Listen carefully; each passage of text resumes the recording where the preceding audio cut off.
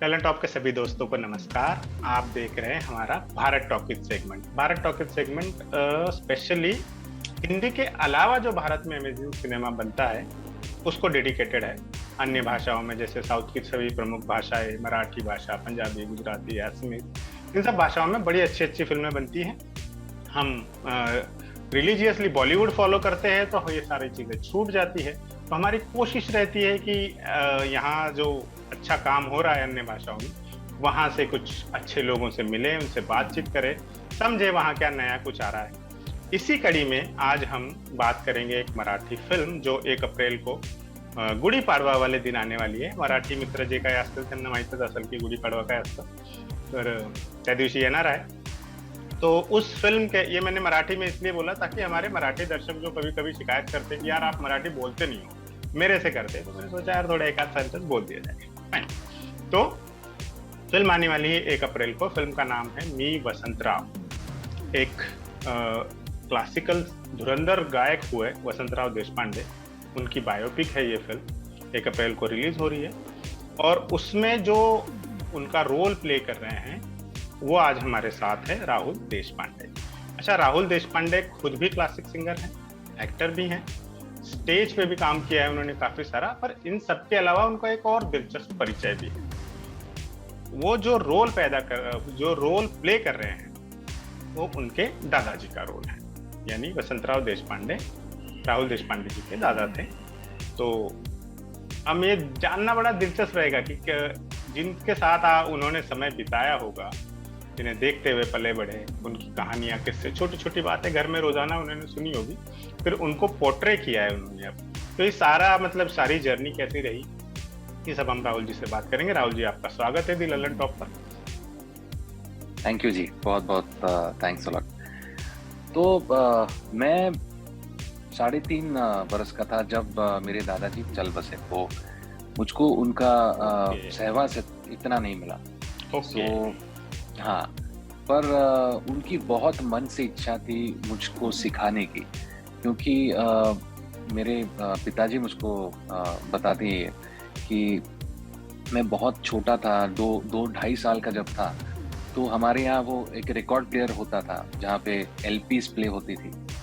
और किशोरी ताई का एक एलपी था सहेला रे करके, भूप राग का, और वो मैं सुनता रहता था। और वो जब मेरे पिताजी वो चलाते थे तो सुनते सुनते मैं सो जाता था। तो जब मैं सोता था तो मेरे पिताजी वो बंद करते थे, और जैसे वो बंद होता था तो मैं रोने लगता था कि सहेला प्ले करिए। तो एक बार मेरे दादाजी ने ये सब देखा, और जब मेरे पिताजी वो बंद करने वाले थे तो उन्होंने उनको कहा कि बेटा ये बंद मत करो, राहुल को नींद नहीं आ रही है, वो किशोरी का जो सच्चा सुर है वो उसमें जा रहा है। तो अभी लिख के लो कि आगे जाके ये मेरी विरासत संभालेगा।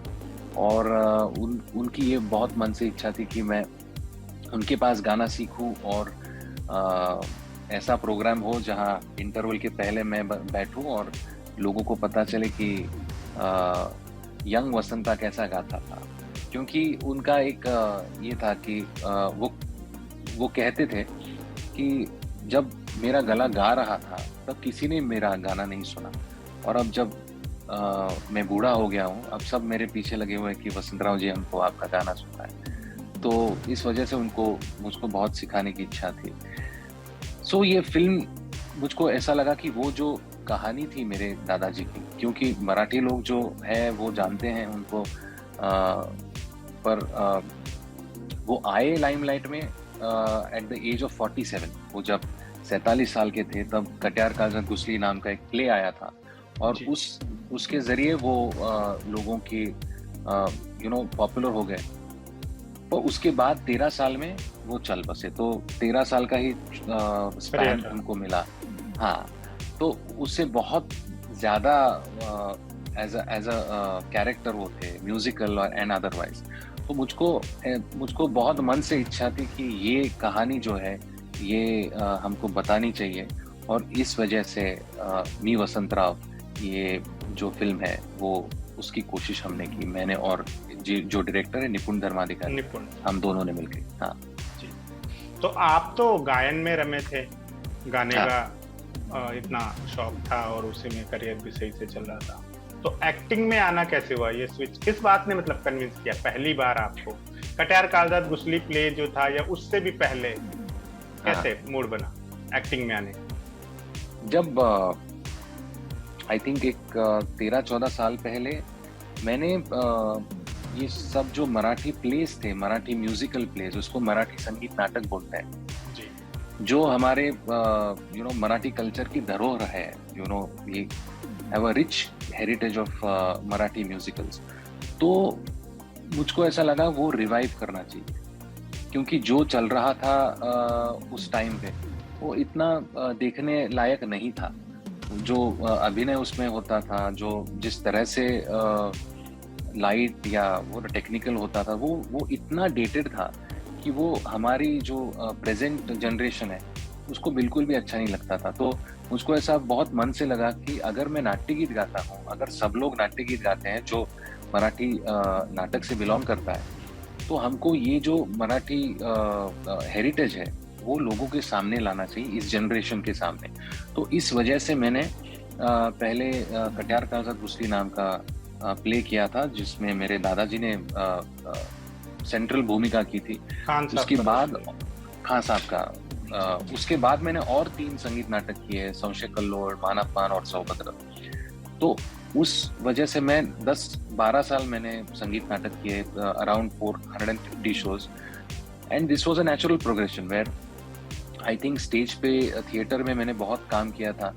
और उसी दौरान मेरी निपुण से बातचीत चल रही थी कि ऐसा हम कर सकते हैं क्या, दादाजी के ऊपर हम फिल्म बना सकते हैं क्या।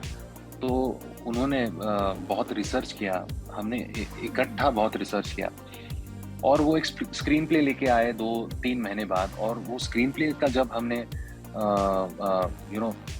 पढ़ा वो स्क्रीन प्ले, तो सब एकदम बहुत सेंटिमेंटल हो गए। It was very very moving.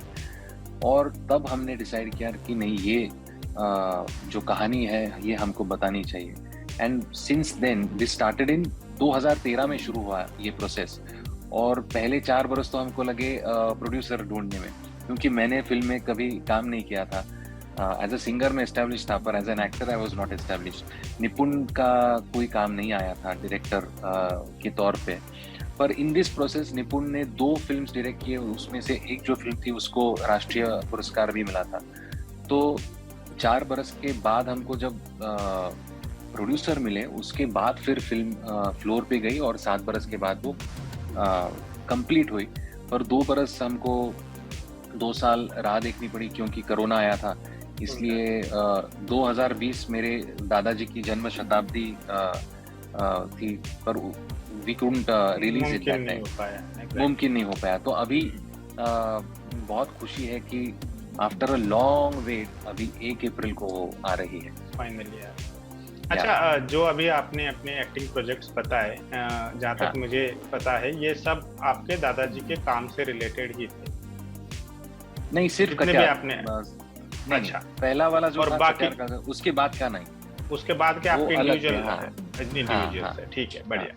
अच्छा, ये मी वसंतराव में जो आपका रोल है, वो फिल्म पूरी लगभग आपके कांधों पर है, ऐसा कहा जा सकता है, क्योंकि वसंतराव देशपांडे की कहानी आप वसंतराव देशपांडे पोर्ट्रे कर रहे हैं। हाँ जी, हाँ जी। तो ऐसे में कभी डाउट्स हुए आपको जटिल सीन्स को लेकर स्पेसिफिकली, या डायरेक्टर निपुण जी के साथ आपकी सिलसिले में बातें हुई हो, किस तरह का इंटरेक्शन रहा, किस तरह की, मतलब आपका कुछ आइडिया हो, उनका कुछ आइडिया हो, आपके मुझको ऐसा लगता है कि निपुण के साथ मैंने 3 नाटक किए थे, 3 प्लेस किए थे, इसलिए मुझको निपुण का वर्किंग स्टाइल पता था, और we are very much in sync together. और इसका होमवर्क इतना ज़्यादा हुआ था कि जिस तरह से निपुण ने स्क्रीन प्ले लिखा था, जिस तरह से सीन लिखा था, डायलॉग्स लिखे थे, और हर शॉट पे बहुत चर्चा होती थी, तो इकट्ठे मिलके ये सब होता था। इसलिए I was very crystal clear कि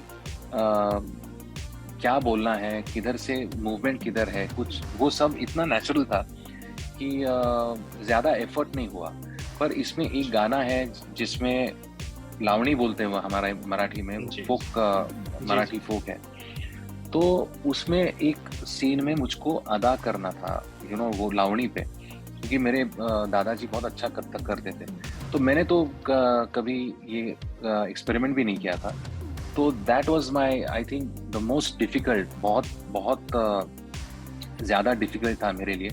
पर जो कोरियोग्राफर थी शर्वरी जेमिनिस करके, बहुत अच्छा कथक करती है, तो उन्होंने मुझको she took me through that, और वो 1-2 दिन मेरे लिए सबसे डिफिकल्ट दिन थे शूट के। पर आपने निभा लिया। अभी एक तारीख को आपको समझेगा मैंने निभाया नहीं। बिल्कुल बिल्कुल। अच्छा, आप वसंत राव जी की लेगेसी के बारे में हमें कुछ बताइए, जैसे उनके किस पहलू ने या उनकी किस याद ने आप पे बहुत मजबूत असर डाला हो, कुछ ऐसा। वो वसंत राव जी ऐसे जिसको वर्सेटाइल सिंगर कहते हैं ना, वो बहुत, उनका एक तो जो कॉलेज का जो पढ़ाई थी उनकी, वो लाहौर में हुई। उधर वो असद अली खान साहब के यहाँ पटियाला घराना का वो गायन सीखे, और वो बहुत अच्छी तरह से उर्दू लिखते थे, बोलते थे, और बेगम अख्तर साहिबा के वो उनका बहुत अच्छे से परिचय था।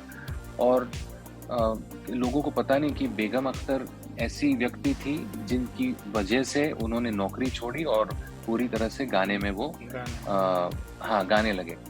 तो बहुत लोगों को बहुत कुछ पता नहीं है। और नॉट जस्ट गज़ल, बहुत अच्छे से गज़ल भी गाते थे, ठुमरी बहुत अच्छा गाते थे, क्लासिकल तो वो गवैये थे ही, और बहुत घरानों से सीखे थे। अमन अली खां साहब के साथ पास भेंडी बाजार सीखे थे, ग्वालियर में उनका शिक्षण हुआ था। सुरेश बाबू माने जो अब्दुल करीम खां साहब के बेटे थे, उनके पास 10 साल किराना घराने का वो शिक्षण लिया था, और बहुत अच्छे एक्टर भी थे। तो इतना वर्सेटाइल उनका जो कैरेक्टर था, आई थिंक वो लोगों के सामने नहीं आया कभी। तो उस वजह से मुझको ऐसा लगा कि नहीं, ये हमको बताना चाहिए। अच्छा, आपके इस विस्तृत जवाब से मेरे को 2 सवाल सूझे हैं।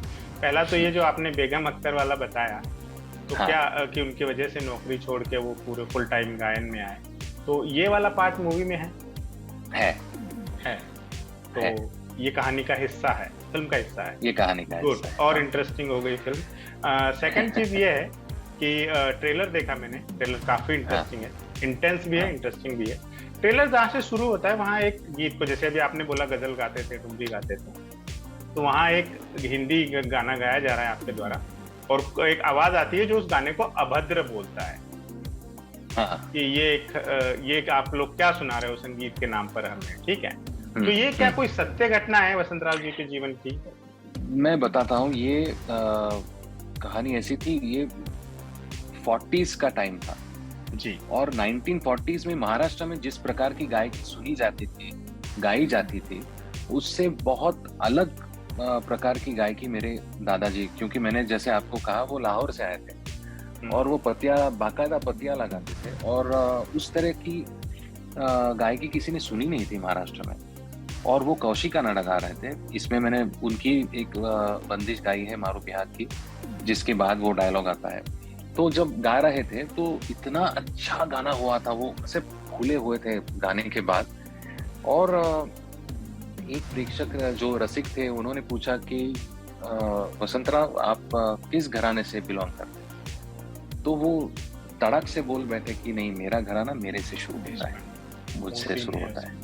हाँ, तो वो सत्य घटना है। इसमें हमने लगभग 5 या 7% फिक्शन होगा, जस्ट टू सिनेमैटिक लिबर्टी ली होगी, पर अदरवाइज सब जो है वो हुआ है और वो वास्तव है। हाँ।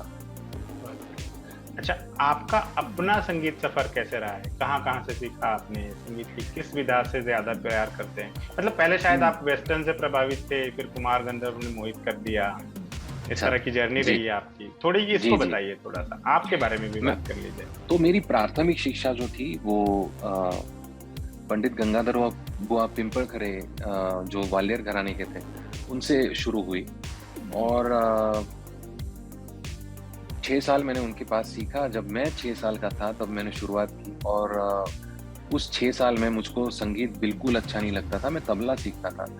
पर मेरी जो क्लास टीचर थी उन्होंने मेरे माताजी को बुलाया और उन्होंने कहा कि राहुल क्लास में बेंच पे तबला बजाता है और सब लोग डिस्टर्ब होते हैं, सब स्टूडेंट्स, तो आप आइदर उसकी पढ़ाई शुरू रखिए या तबला शुरू रखिए। इसलिए मेरा तबला डिसकंटिन्यू करना पड़ा।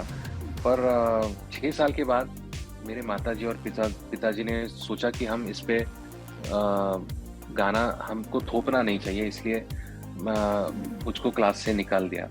और उसके बाद मैंने कुमार जी का निर्गुणी भजन सुनता है गुरुयानी, और वो सुनने के बाद मुझको जो उस गाने ने मुझको अंदर खींच लिया क्लासिकल की तरफ, और मुझको उनकी तरह ही गाना था, मुझको कुमार जी की तरह सुर लगाना था, उनके जैसा गाना था। तो उषा ताई चिपलकट्टी हमारे पूना में थी, उनके पास मैंने 7-8 साल शिक्षा ली, और उसके बाद पंडित मुकुल शिवपुत्र जो कुमार जी के पुत्र हैं, उनके यहाँ मैंने 8 साल सीखा। और उसके बाद मैंने इस दौरान मैंने 12 साल रोज़ 8 घंटा ऐसा करके मैंने रियाज़ किया, और फिर मैं क्लासिकल महफ़िलें करने लगा, गाने लगा बाहर। और जैसे मैं एस्टैब्लिश हुआ तो फिर से वापस जो मुझको अच्छा लगता था कॉलेज के ज़माने में या स्कूल में, वो गाने में गाने लगा, गज़लें गाने लगा। और अभी जो लॉकडाउन लगा था, उसमें मैंने यूट्यूब चैनल निकाला, क्योंकि कुछ था नहीं करने को घर पे। तो हाँ, तो मैंने वो हिंदी गाने गाए, लता जी के या आशा ताई के, किशोर दा के, मोहम्मद रफ़ी साहब के, मेहंदी साहब के। और वो इतने अच्छे लगे, क्योंकि मैं उसके बाद कुछ बोलता था उस गाने के बारे में, उस राग के बारे में, उस कॉम्पोजिशन के बारे में, मुझको जो भाता था उसमें, तो मैं वो एक्सप्लोर करता था। और मुझको हृदयनाथ जी मंगेशकर का उनका फ़ोन आया था कि बेटा, मैंने तुम्हारे दीदी के गाने सुने, बहुत अच्छे गाते हो तुम, और मेरे भी गाने मैं 5-5 बार सुनता हूँ। तो आई थिंक मुझको बहुत अच्छा फीडबैक मिला, इसलिए ये मेरा जर्नी रहा है अभी तक का। अच्छा, बहुत बढ़िया। मी वसंतराव में जो है, इसकी सबसे खास बात ये है कि इसमें 22 गाने हैं।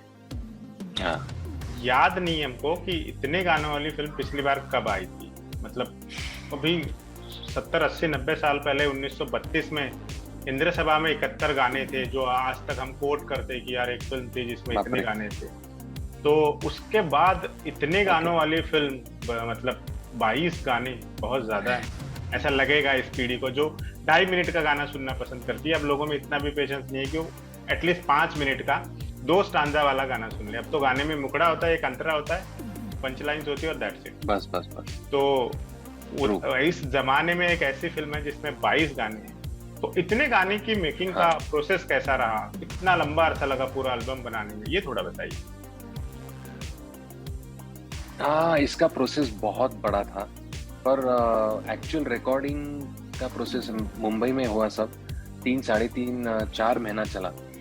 और बहरहाल जो 22 गाने, उसमें से 7 या 8-9 न्यू सॉन्ग्स हैं, नए गाने हैं सिचुएशन के हिसाब से। और बाकी जो है वो जिसको हम सॉन्गलेट्स बोलेंगे, एक मिनट का या आधे मिनट का, पर गाना है वो, जो नाट्य गीत होगा शायद, या कुछ अलग होगा, कुछ बंदिशें हैं जो पारंपरिक बंदिशें हैं। तो ऐसा करके ये 22 गाने, आपको ऐसा लगेगा नहीं कि अरे बाप रे, हमने 22 गाने सुने। तो वो इतना जो उसका स्टोरी है, उससे इतने वो घुल मिल जाते हैं कि ऐसा लगता नहीं कि हमने इतने गाने सुने, and it is a part of that story. So ऐसा ऊपर से डाल के कोई गाना उसमें डाला नहीं गया कि चलो अभी एक गाना डालते हैं, ऐसा नहीं है। तो वो इतना ऑर्गेनिक है कि जब आप फिल्म देखेंगे तो आपको पता नहीं चलेगा कि अरे बाप रे, 3 घंटा हो गया फिल्म। गाना कहानी को आगे ले जाते हैं। बिल्कुल जी।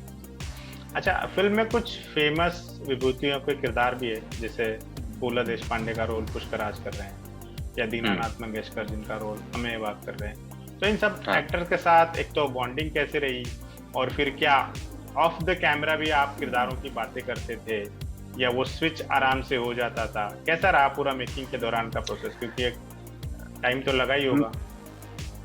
मैं अमेय को और बहुत लोगों को बहुत अरसे से जानता हूँ, पर पुष्कराज को नहीं जानता था, अनीता को नहीं जानता था, जिसने वसुंधरा राव जी के माता जी का काम किया है। तो सेट पे आके पहले 2-3 दिन हमको एडजस्ट करने में लगे, पर एक बार बॉन्डिंग होने के बाद we were like a big family, और बहुत मजाक मस्ती ये सब चलता था, और कैरेक्टर के बारे में भी हम बहुत चर्चा करते थे, बहुत डिस्कस करते थे।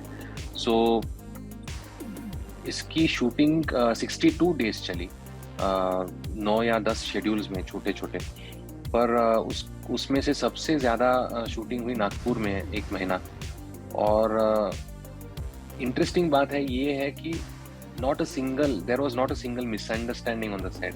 किसी का कोई झगड़ा नहीं हुआ, कुछ इधर उधर नहीं हुआ। तो इतना अच्छा पॉजिटिव वातावरण था सब शूटिंग में, इसलिए शूटिंग करना भी बहुत आसान हो गया और बहुत मजा आया शूटिंग करना। अच्छा, इजी रहा मतलब सब कुछ? बहुत। अच्छा, आगे एक्टिंग प्रोजेक्ट्स को चुनने को लेकर आपका क्या क्राइटेरिया रहेगा? आप जा रहे फुल फ्लेज्ड एक्टिंग में? मुझको पता नहीं अगर मैं जाऊं या ना जाऊं, क्योंकि मैं बहुत एस्टेब्लिश क्लासिकल सिंगर हूं, पर अगर कोई अच्छा मुझको कैरेक्टर मिले जो मुझको ऐसा लगे कि चैलेंजिंग है या ये करना चाहिए, तो मैं जरूर करूंगा। मुझको बहुत अच्छा लगता है एक्टिंग करना भी। मतलब चूज ही रहेंगे आप, चुनेंगे? हाँ जी, ऐसा नहीं बिल्कुल, क्योंकि एक करियर ऑलरेडी इतना अच्छा सुंदर तरीके से चल रहा है, तो रश करके कोई फायदा नहीं, बिल्कुल। अच्छा, अभी आपने YouTube चैनल पर अपनी जो एक्टिविटीज है उसकी बातें की कि आप पुराने हिंदी फिल्मों, गैर फिल्मी या फिल्मी गीतों को भी रिविजिट करते रहते हैं, उन्हें एक्सप्लेन भी करते हैं। अगर मैं आपसे पूछूं कि आप अपने 5 ऑल टाइम फेवरेट गाने बता दीजिए, कौन से? 5। लग जा गले तो पहला गाना है, मायरी मैं कासे कहूँ वो है, भैया ना धरो है, सब मदन मोहन जी के गाने ही है। जी। या आने वाला पल, रिमझिम गिरे सावन, अरे पल पल दिल के पास, बहुत अच्छे लगते हैं। कोई फेवरेट म्यूजिक कंपोजर जिनका काम बहुत अच्छा लगता हो मदन मोहन जी के अलावा, क्योंकि वो तो दिख गया?